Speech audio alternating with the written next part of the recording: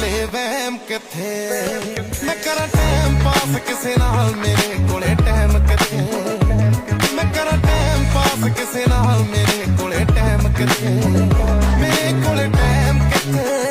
मेरे कोले टाइम किथे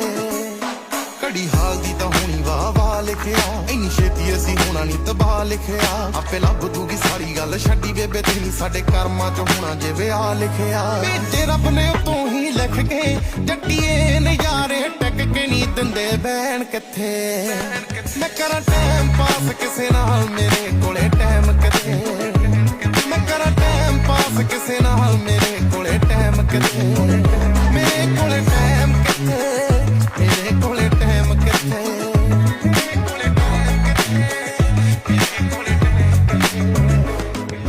सारा दिन लंघे रौले गौलियां च ना आउंदे सब्बे हुणी